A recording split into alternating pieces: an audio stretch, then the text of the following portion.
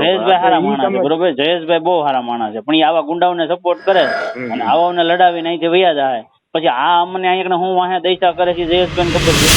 અમારે મીટિંગમાં આવીને શું કરવાનું, અમને મીટિંગમાં આવીને શું ફાયદો થશે, આ શબ્દો છે ભેંસાણના એક વેપારીના, જેને જયેશ રાદડિયાની ઓફિસથી એક કાર્યકર્તા ફોન કરીને ભાજપ તરફથી એક રિસોર્ટમાં આયોજિત વેપારી મીટિંગનું આમંત્રણ આપે છે.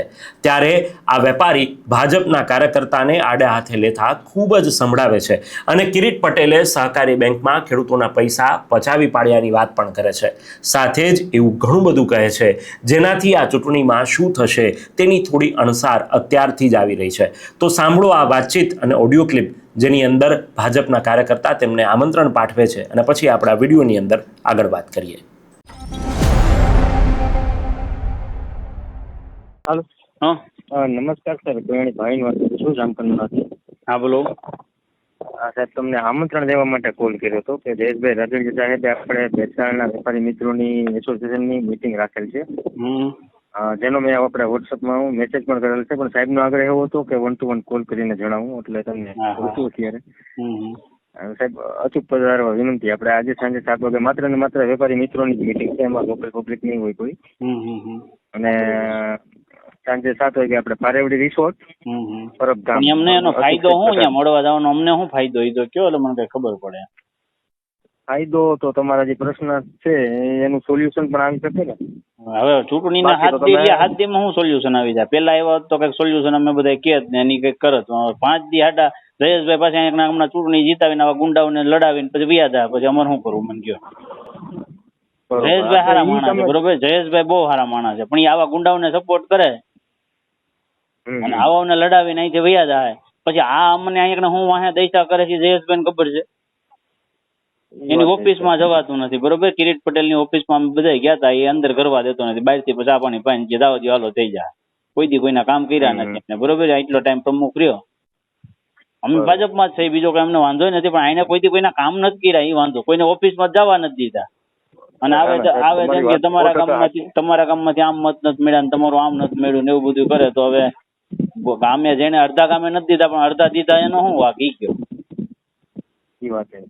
હા, તો પછી મને તો સાહેબ હું તો શું એવું છે, મારો મત વિસ્તાર નથી, પણ મેં ઘણાને કોલ કર્યા હતા તમારી જે વેપારીનો કરતો હતો, મને એ આ ભાજપના કાર્યકર્તાનો જે પ્રશ્ન એવું હોય તો હું તો કહું આવી જાજો, કારણ કે હું આવી જાય પણ ત્યાં તો પછી બોલવાનો તો અધિકાર હોય નહીં, કઈ કોઈને કઈ કહેવાનું નહીં. અમે કઈ સાંભળીને વયા જાવ, અમને મત દઈ દો, તમે બધા માની જાવ એમ કે બધા. અમે તો આવી હોતે ને જાય, બરોબર. આવવામાં વાંધો એ છે કે આવી ત્યાં ભાજપની તો આખી સિસ્ટમ આપડી તો ખબર જ છે. આપડી સિસ્ટમ શું છે, જાહેરમાં કોઈ કઈ બોલવું નહીં ભાઈ, સાહેબ ને કઈ કહેવાનું નહીં. હા, તો પછી તો આ વખતે શું છે 1 to 1 એટલે 1 to 1 મીન્સ કે છે ઓલું તમે 1 to 1 નું મને સાહેબે 1 to 1 નું કીધું.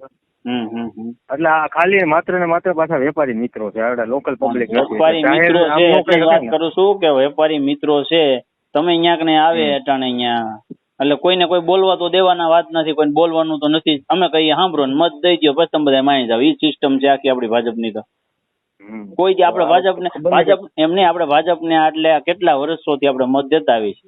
કામ કઈ એટલે કે યાલો થઈ જાય. હજી કોઈ દી કોઈને અહીંયા રોડ રસ્તા તમે અમારા જોવો, અમે 20 વર્ષથી અહીંયા હેરાન થઈ અટાણે. એમાં આ છેલ્લા 10 વર્ષમાં તો એ કોઈ રોડ નથી બન્યા. હા, ભેસાણ થી જુનાગઢ નો રોડ તમને કહું 7 વર્ષથી નથી બન્યો, એટલે હાવ થઈ ગયું ને એમ મારું કહેવાનું. ના એક વાર તો મેં ધક્કો ખાધો, મને ખ્યાલ છે. પછી અહીંયા આ ભેસાણ સિટી છે, ભેસાણ અહીંયા સિટી છે. ભેસાણ સિટીમાં અત્યારે અઠવાડિયે 10 દિવસ પાણી આવે છે, તો ઈ ભાજપ વાળાને કેમ કોઈ નથી દેખાતું એમ? ખાલી મત દઈ દો, હાલો મત દઈ દો, કિરીટભાઈ જીતાડી દો, મત દઈ દો, બસ એ જ વાત. કિરીટભાઈ ને પણ હું કામ જીતાડે અહીંની પ્રજા, એ તો અમને કયો તમે કહો. એને હું અહીંયા આ 10 વર્ષ જિલ્લા પ્રમુખ રહ્યા, એને હું અહીંયા કર્યું ભેસાણ તાલુકામાં? એક તો કામ બતાવો એને કઈ. બરોબર. એના પૈસા ભરવા, એના ખિસ્સા ભરવા સિવાય, એને પૈસા વાળું થવા સિવાય કઈ કામ નથી કર્યું. તો આમાં કેમ જયેશભાઈ હારા માણા તરીકે આને હું કામ મદદ કરે છે એ પેલા તો અમને નથી ખબર પડતી મારા ભાઈ.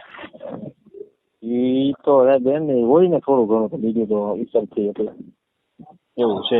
કાંઈ વાંધો નહીં. અમારા મેસેજ તમારાથી ભૂગે તો ભૂગાડ્યો સાહેબ, પણ એમ કે આવી વેદનાઓ છે કે એ તો મને તો આમ પૂછતા હોય કે શું લાગે છે એમ. હા, તો એને કઈ- જનરલી કહી શકું હું આમ નામ દઈને તો અહીંયા મારા ભાઈ, તમારું નામ શું દોસ્તા? મારું નામ કોયાણી ભાવિન કુમાર. કોયાણી ભાવિનભાઈ. હવે અહીંયા તમને કહું, આ ખેડૂતોની સહકારી મંડળીમાં દઈ નાખી હસોડી. તમને કહું, મારે મોઢે અહીંયા અમારે અમુક બિચારામાં રોતા હોય ખેડૂત, અમારે એને શું કેવું, અમને એ દ્વેષ નથી ઉઠતી કે અમારે એને શું કેવું. એ વાત તમારી ખેડૂતોનું કરી નાખ્યું. મારે તમને શું કહેવું અત્યારે છે ને ભાઈ જયેશભાઈ છે ને આ આતંકવાદીને મદદ કરે છે એવો માણસ છે આ. જો ને. બરોબર.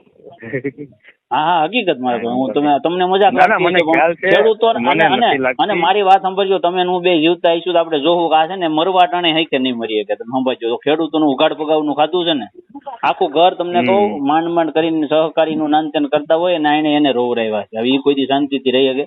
સંભાળજો મને. ભાઈ કાળી મજૂરીનો પૈસો કોઈ નો પચાવી શકે. હા, તમે સંભાળજો કે એક ભાઈને મેં ફોન કર્યો હતો ને એને મને શું કીધું હતું. ના, એ વાત સાચી. એટલે આ તો હું જનરલી એ બાને મને ખબર પડે. જયેશભાઈ આમ તો પૂછતા હોય એટલે હું વાતે કરીશ એમને. એટલે આમ તો હું જનરલ વાત કરીશ કે ભાઈ અમુક ભાજપના જ આપણા કાર્યકર આવી રીતે અમે અત્યાર સુધી ભાજપમાં જ રહી છીએ, એ કઈ પ્રશ્ન નથી, પણ વાંધો આવવા પડે, સમજા. આઈને કોઈથી આના લોકલ ભાજપ વાળા કોઈથી આવડા કે હાલો સાહેબ આવ્યા છે, આપણે કોઈક ને કઈક કેવું હોય ને એને રજૂઆત કરવી ને આના લોકલ નહીં, અટાણ કઈ નો કહેવાય, અટાણ સાહેબ ને કઈ નો કહેવાય. અરે ભાઈ અટાણ નો કહેવાય, અટાણ ચૂંટણી ટાણે નો કહેવાય, તો એને કેવું કહી તમે મને કયો હાલો.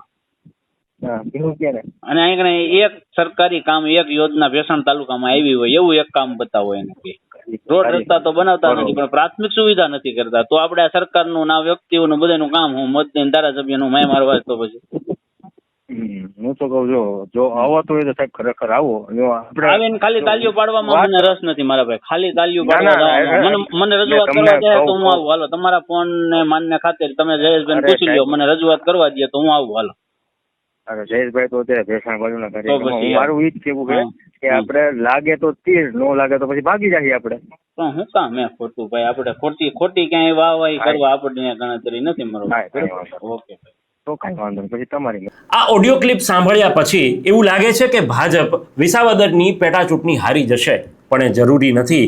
કારણ કે ભાજપ શામ દામ દંડ ભેદની નીતિથી ચાલે છે અને અનેક એવી ચૂંટણીઓના આપણે સાક્ષી છીએ કે જે જગ્યાએ ભારે વિરોધ હોવા છતાં પણ ભારતીય જનતા પાર્ટી એ પ્રચંડ જીત સાથે આગળ આવી જાય છે. અત્યારે તો ગોપાલ ઇટાલિયા અને આમ આદમી પાર્ટીનું જોર વધુ જોવા મળે છે. ત્યારે શું થશે એ તો આવનારા દિવસોમાં ખબર પડશે, પણ તમને શું લાગે છે કમેન્ટ કરીને જરૂરથી જણાવજો. ચાલો, આવી જ રીતના વધુ વિડીયો સાથે ફરીથી મળીશું. ત્યાં સુધી આપ જોડાયેલા રહો સત્યાર્થ મંથન સાથે. સત્યાર્થ મંથનની યુટ્યુબ ચેનલ સબસ્ક્રાઇબ કરવાનું અને બેલ આઇકોન પ્રેસ કરવાનું, સાથે જ સત્યાર્થ મંથનનું ફેસબુક પેજ લાઇક અને ફોલો કરવાનું અને ઇન્સ્ટાગ્રામ પેજ સાથે જોડાવાનું પણ આપ ચૂકશો નહીં. અત્યારે બસ આટલું જ. મને આપશો રજા. આપ જોડાયેલા રહો સત્યાર્થ મંથન સાથે. નમસ્કાર.